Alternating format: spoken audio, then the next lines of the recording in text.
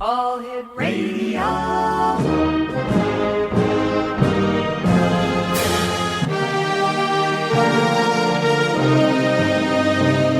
Welcome to the X Zone, a place where fact is fiction and fiction is reality. Now, here's your host, Rob McConnell.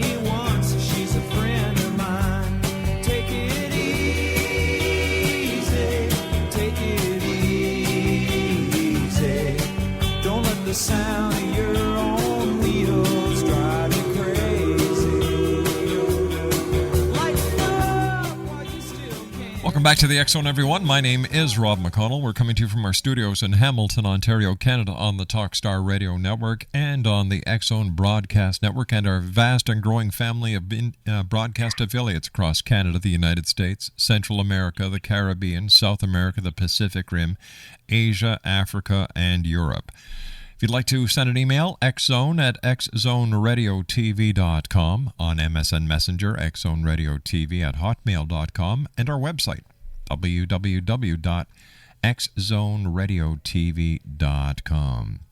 My guest this hour is Chris SCHWEITZER, and we're going to be talking about parallel universes. And Chris, welcome to the X Zone. Hi, the X Zone. Wow, what an honor for me to speak with you today, Rob. Well, it's great having you with us. Thanks for taking time out of your very busy day to join us here in the X Zone, Chris. And one of the questions I'd like to start off with, Chris, is what is the Anthropic principle? The Anthropic principle is pretty much the gathering of universes into our universe. It accounts for our presence, the fact that life exists in this universe, that the universe itself is so finely tuned that it's actually impossible for us to be here. Let me get into that a little deeper. Yeah, please. Yeah. I don't want anyone to be confused. It's a principle that's concerned with physics and cosmology, and there's certain fundamental principles in the physical constants. Things like, the charge of the electron, the weight of a proton. They're so finely tuned that if the electron was just a little bit higher or just a little bit lower in its energy, it would either fly away from the atom or crash into the nucleus. And the fact that this fine-tuned universe allowing life and matter to exist in physics is impossible with other universes. How's that sound? So tell me, this isn't the only universe? Are there parallel universes? There are parallel universes. There's no question of that. The fact that you and I are talking right now using electronics is a function of parallel universes. So now there's physics laboratories where it's proven every day. A very simple thing is called the slit screen experiment. And any one of your listeners can do this. All you need is a piece of cardboard, a razor blade, and a flashlight. You take the little piece of cardboard and you put two thin slits in it. Okay. Then take your flashlight and shine it through those two thin slits. Now, what you'd expect to see is two lines reflected on the wall or the desk in front of you on the other side of that little piece of cardboard. Oh, sure you would, because you've made two slits. But you don't. You see a near infinite number of slits. Each one of those other slits is a photon from another universe. I know it sounds crazy, but it's a fact. And anyone who's interested can Wikipedia or Google Anthropic principle and multiple universes or parallel universes, and you can read page after page of how it actually happens. Now, my book is about how our universe came into being from a collision.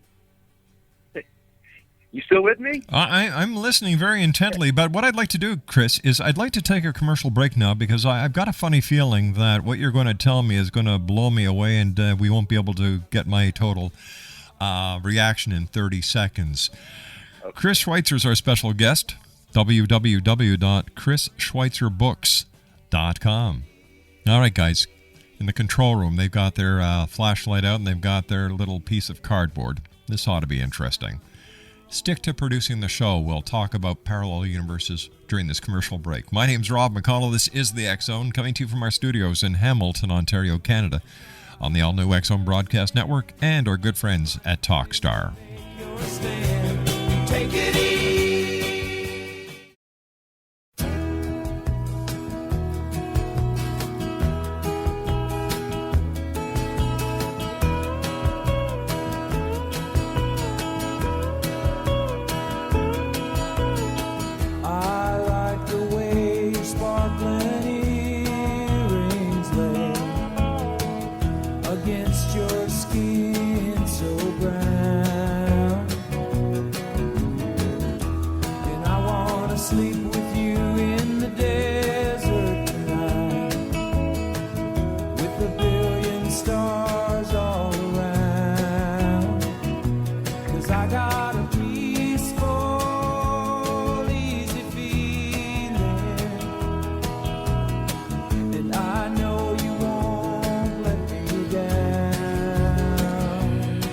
Welcome back to the X Zone, everyone. I'd like to say hello to my producer tonight, who is Mac Alexander. He's also the program director for the X Zone Broadcast Network. He's sitting in for our regular producer, who is off with the flu. And thanks, Mac. You actually got the song right this time. Peaceful, Easy Feeling by the Eagles. Our special guest this hour, X Zone Nation, is Chris Schweitzer. We're talking about parallel universes. Now, all right, you started to tell us a bit of a story, and I stopped you because we were going to the commercial break, and I was wondering if you could back up and start it again. Okay, I was going to tell you about the Big Bang. That's right. The Big Bang was really a big bump. It was a what? A big bump. A big bump? B-U-M-P, like a bumper car. Who did we bump with? Well, what they believe now, and it's a consensus among physicists and cosmologists, is that the Big Bang was the result of two parallel universes banging into each other. How can that happen? Well, there's a theory that's been around for a little while now. It's called string theory. Yeah. And string theory says that all the little tiny particles that make up atoms are not little particles. They're little strings. And for that to be true, there has to be other dimensions, places that are beyond the up and down, right and left, forward and backward, and the fourth dimension, which is time. Mm-hmm. And they've calculated that there's probably 11 dimensions. And these other tiny, tiny dimensions, which we can't see, in fact, we'd never be able to measure them because they're smaller than a wavelength of light. Irregardless, there is one of these dimensions, which they call the 11th dimension. It's also known as superspace. Well, that's where our universe and all these other universes are floating around. A professor at New York University calls it, it's like bubbles in a sea of bubbles. Now, these universes that are floating around in the 11th dimension sometimes bang into each other. And when that happens, you get a big bang. That's the only way they can conceive of how much energy there was that created the Big Bang in the first place.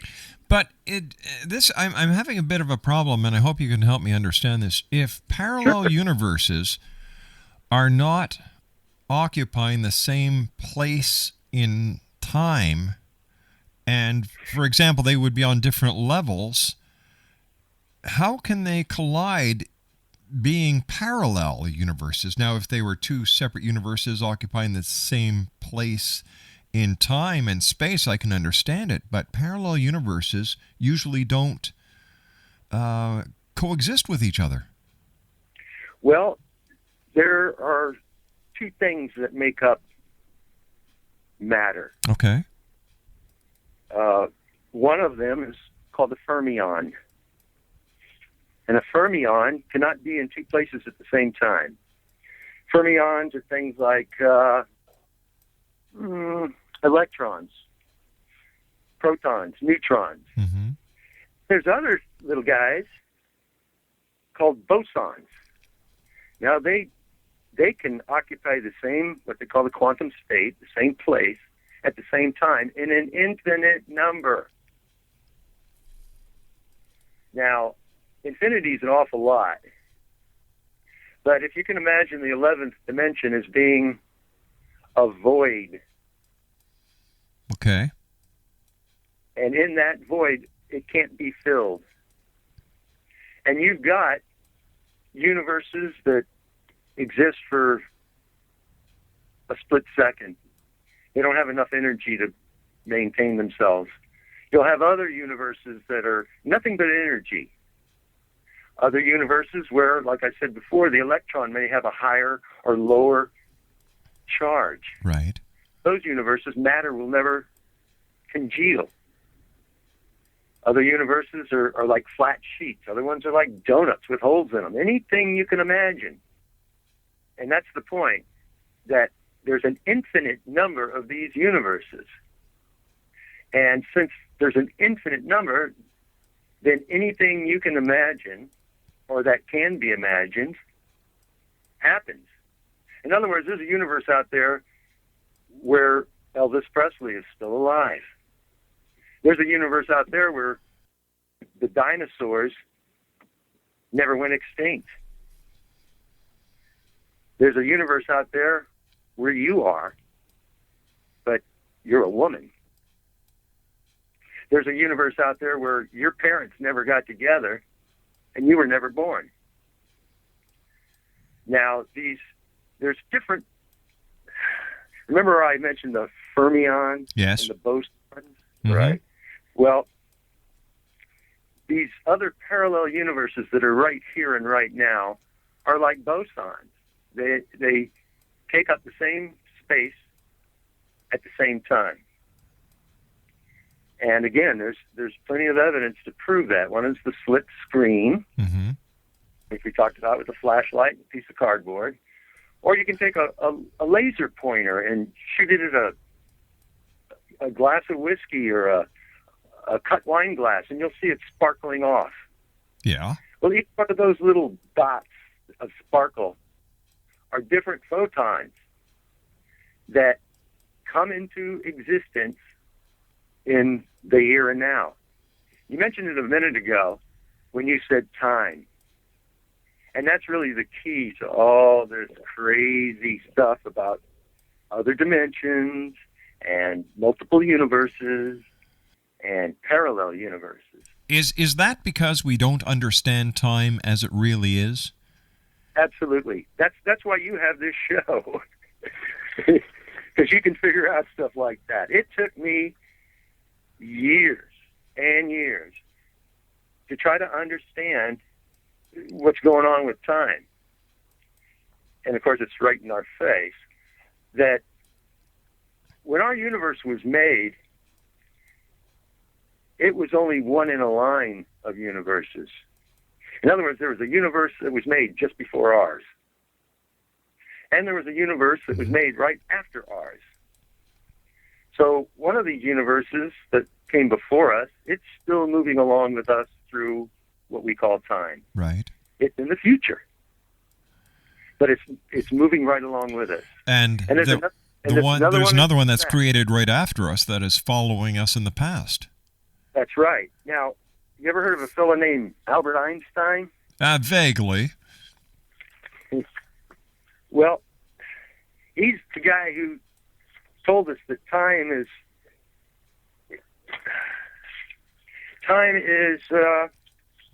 fluid. Mm-hmm. It's part of space.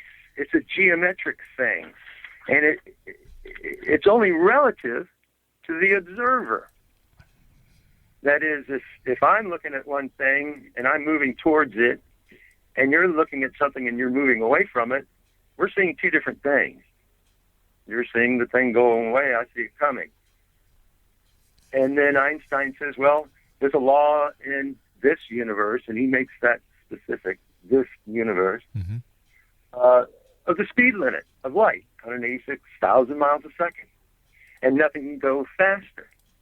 But then he goes a step further and says, okay, you're going 186,000 miles an hour, you're moving, you're sitting on a beam of light, and you turn your headlights on, and your headlights are moving away from you at the same speed. It's impossible. That's where all this multiple universe, parallel universe, extra dimension stuff comes from. It comes from paradoxes. It comes from phenomena, like the slit screen, like photons scattering off of a piece of cut glass. These things, they have no answer except for the fact that there's other universes. Let me just ask you. Let me just throw this at you, Chris. Is it possible? Can we get back to time? Sorry? Can we get back to time as soon as you ask me this next question?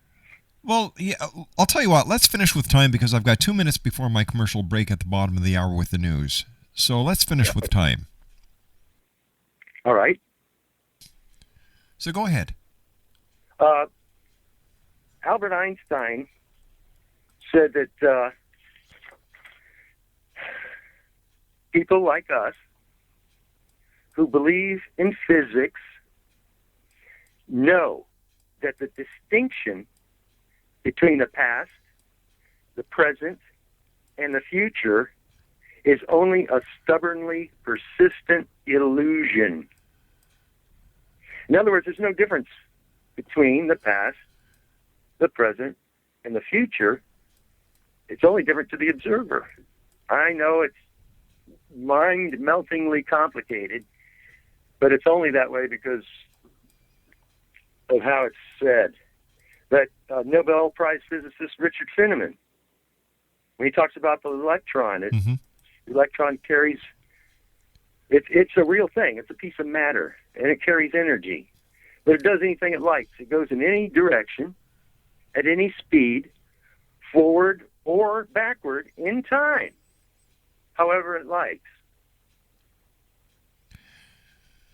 Stand by, Chris. You and I have got to take a commercial break with the news.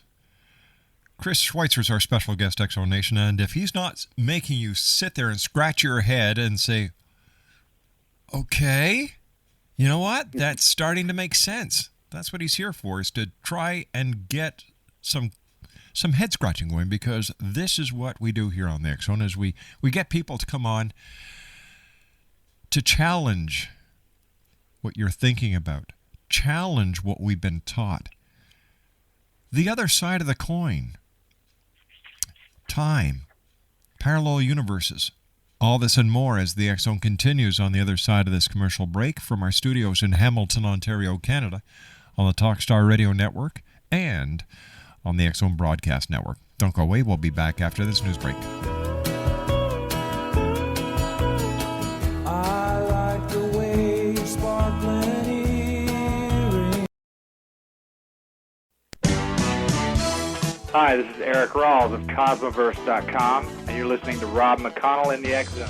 Hi, this is Blade Runner, and you are listening to Canada's #1 paranormal radio show, The X Zone, with Rob McConnell. Hi, I'm Laura Sabrin of Feast to Fields Organic Vineyard in Jordan, and you're listening to Canada's #1 paranormal radio show, The X Zone, with with Rob McConnell. Hi, my name is Lady Ashley, the White Witch of Niagara-on-the-Lake, and you're listening to Canada's #1 paranormal talk radio show, The X Zone, with Rob McConnell. Welcome to the X Zone, a place where fact is fiction and fiction is reality.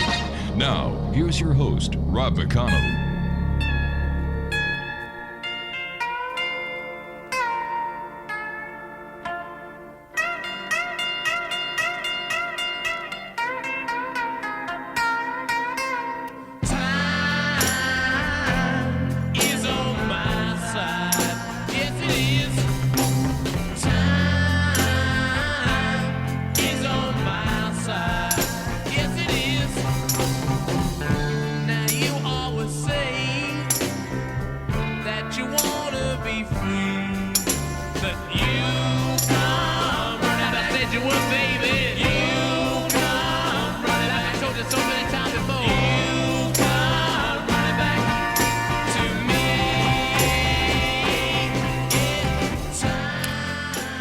Chris Schweitzer is our special guest this hour. www.chrisschweitzerbooks.com. We're talking about parallel universes and time.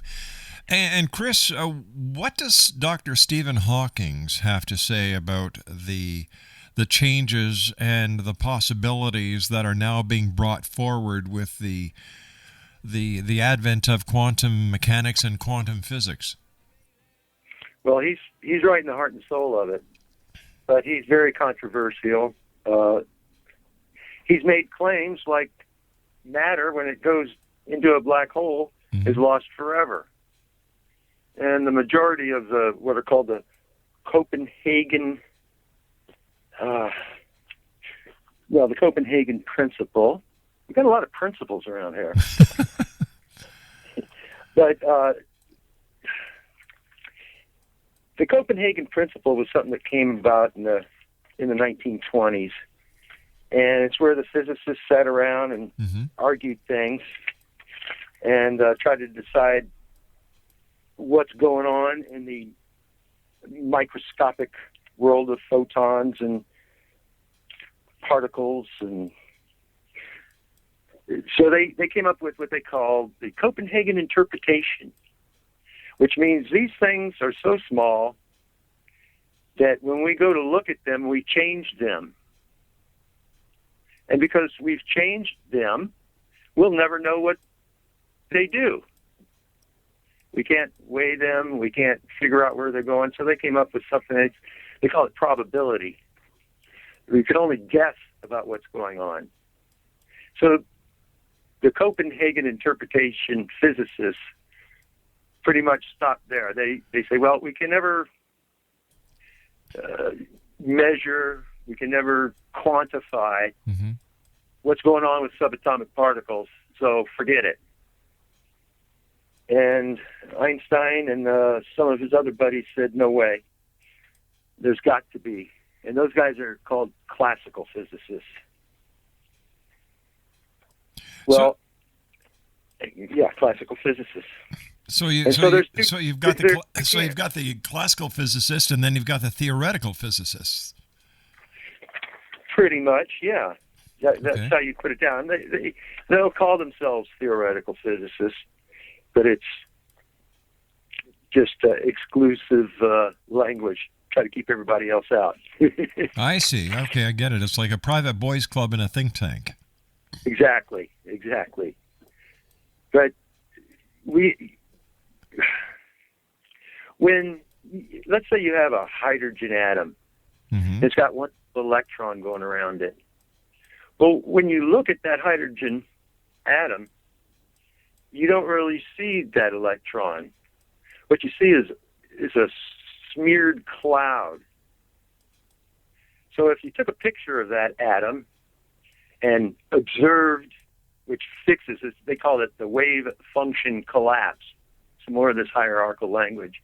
Wave function collapse. That is, when you look at something, because you look at it, you fix it as an observer. So let's say we take a slide picture of that hydrogen atom and we collapse the wave function, And there we see that electron. Well, we'll take the same hydrogen atom, take another slide picture of it, collapse the wave function. There's that electron. But it's in a different place. It's in a different orbit. It's closer or further away from the nucleus.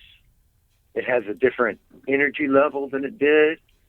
It's like it's what they call a quantum leap, where an electron goes from a higher to a lower energy level.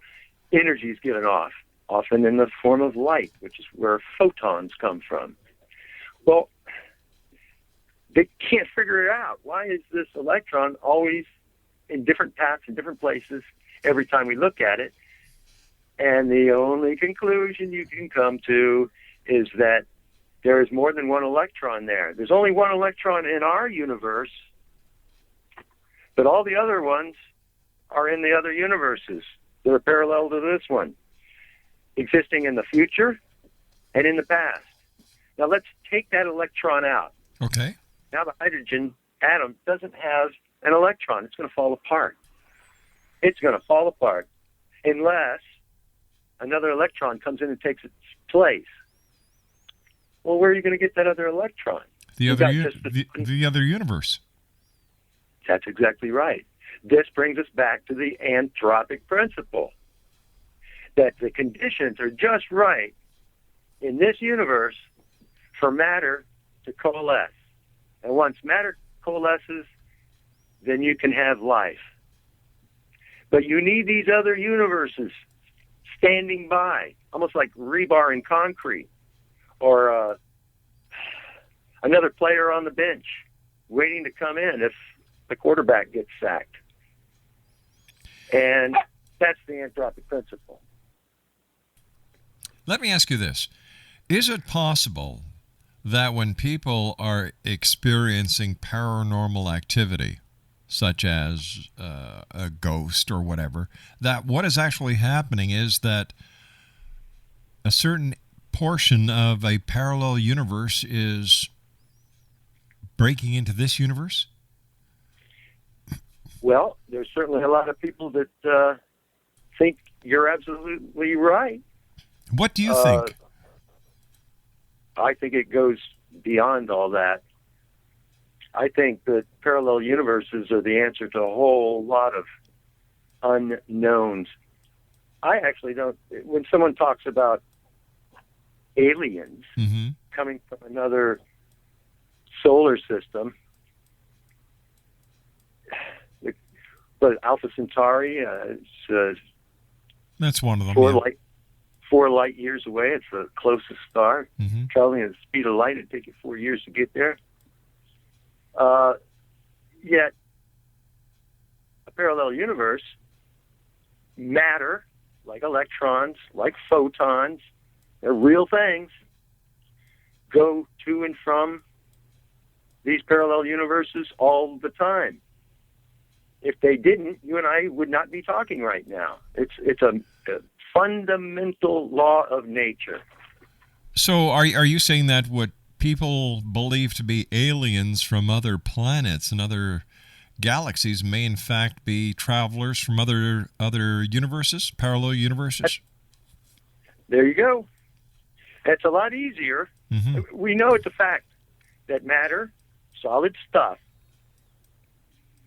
and energy, stuff that makes solid stuff exist, go to and from these parallel universes all the time. So there's no reason to think that a civilization who knows that can come up with a way. It's a lot easier to move from one universe to another than one galaxy to another. And again, there's proof of what I'm talking about, of things moving to and from other parallel universes. Is it possible to time travel then?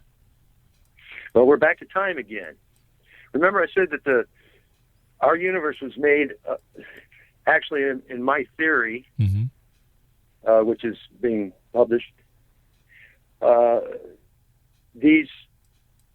the universes that were made before ours are infinite number. And the universes that were made after us count to about 3 billion years worth of universes. In fact, Big Bangs are going on as we speak.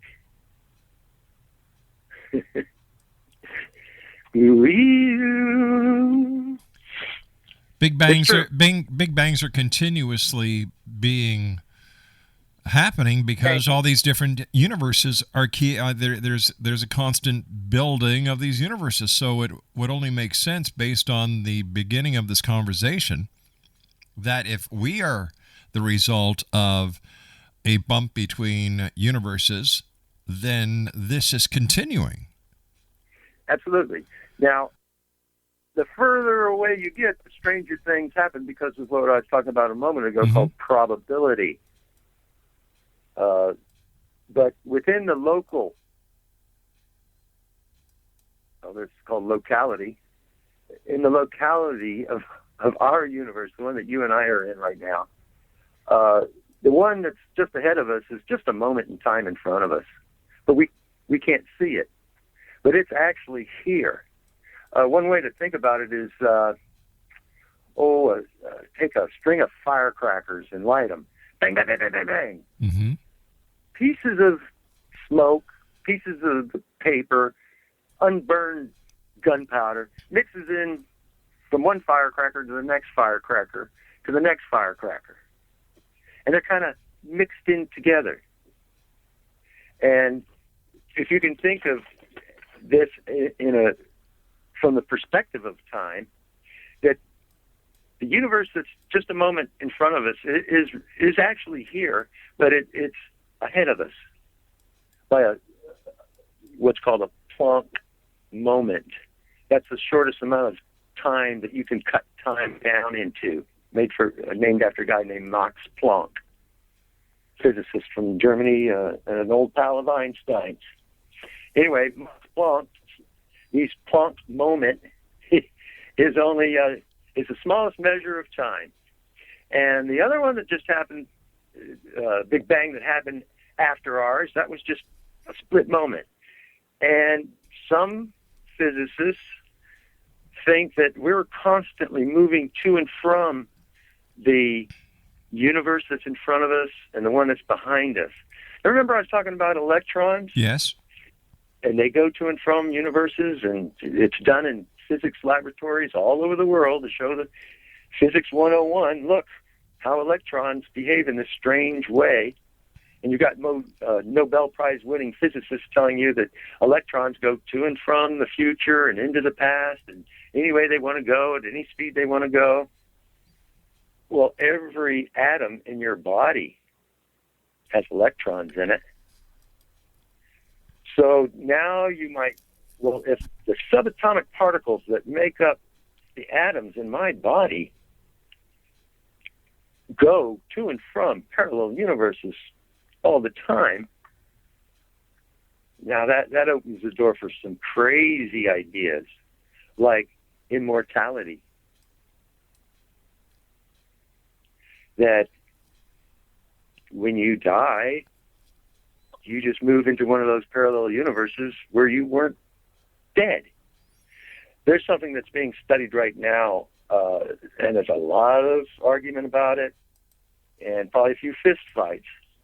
But some people, if they're driving a car, riding a bicycle, a motorcycle, or just slipping and falling, it seems like time seems to slow down. Yes, that's true. Now, some people that doesn't happen to. It happens to me. I don't think there's a person listening tonight who has not experienced the sensation that time is slowing down during a crisis period in their lives. I don't think anyone has not had that experience. Right.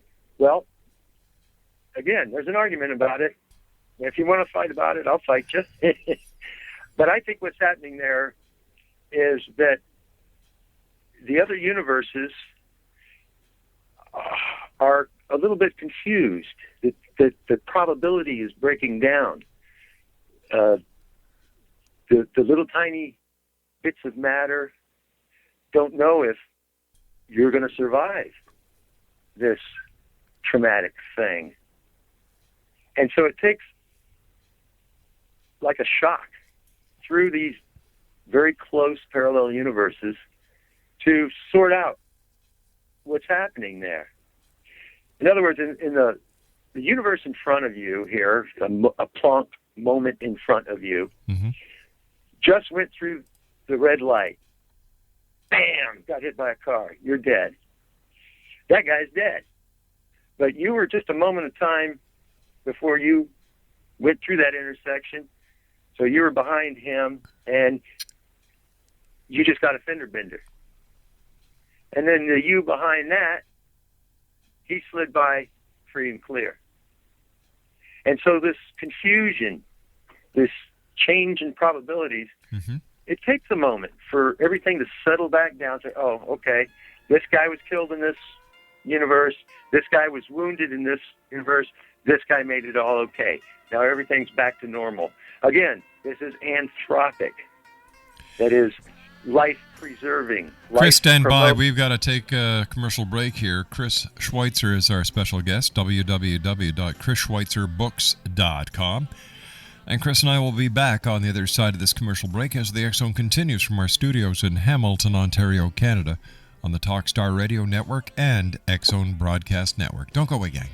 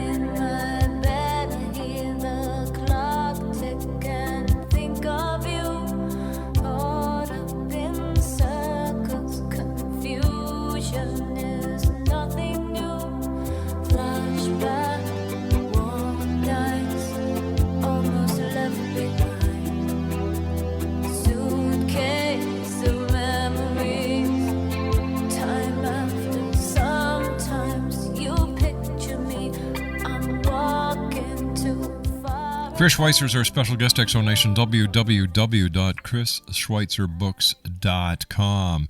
Chris, we've got about 3 minutes left in this hour. I want to thank you so much for joining us. You've certainly opened up a lot of eyes and have a lot of people wondering now. You were talking about the universe slightly ahead of us, our universe, and the universe that is slightly behind us. Question, if something was to happen to our entire universe, what would happen to the other universes? Nothing. There's an infinite number of them, which means uncountable. There's always another universe standing by. That in the 11th dimension, getting back to the 11th dimension, this infinite void, it can never be filled. And there's an infinite number of universes floating around in the 11th dimension. And the 11th dimension has different areas, just like anything else. Some areas it's very compacted with other universes, and they're banging into each other all the time. Then other areas of the 11th dimension, there's just one lonely little universe floating around out there. Well, wait a minute. Am I not correct in remembering my basic science that the atoms are always running around banging into each other as well? So that if we extrapolate and look at the size of an atom compared to the size of a universe, we have the same thing except on a much grander scale. Yeah, it's called symmetry. Right. Or if you want to be a physics guy, it's called supersymmetry. And that's everything reflects everything else, and for everything that there is, there's another corresponding one. For every little chip of matter, there's a piece of antimatter, and they exchange back and forth all the time. What you're talking about with the moving atoms, that's called the Brownian movement, and that can be observed too with a microscope slide, a drop of acetone, and some India ink. So people can see a lot of stuff and realize that you don't have to be in a physics laboratory. A piece of cardboard and a flashlight, a laser pointer and a glass of whiskey, or a a drop of acetone and some India ink, and you can see the stuff I'm talking about. Chris, we're coming down to about 40 seconds. Let our listeners know how they can find out more about you and what you're going to be up to in the near future. Well, I'm having a book published. Mm-hmm. It's going to be out soon. You can find it at chrisschweitzerbooks.com. The marketing department of the publisher is still working on the title. It's either going to be The Parallel Principle or The Anthropic Paradox. And hopefully you'll be reading in Science Journal my theory of continuous manifold singularity induction. Chris, I'm sorry we've just run out of time. I want to thank you so much for joining us. Chris Schweitzer has been our guest this hour, Exonation. His website, once again, is www.chrisschweitzerbooks.com. I'll be back on the other side of this news break at 6.5 minutes past. We're going to be talking to Nora Novak about art damaged as the X Zone continues from our studios in Hamilton, Ontario, Canada, on the Talkstar Radio Network and X Zone Broadcast Network. Don't go away.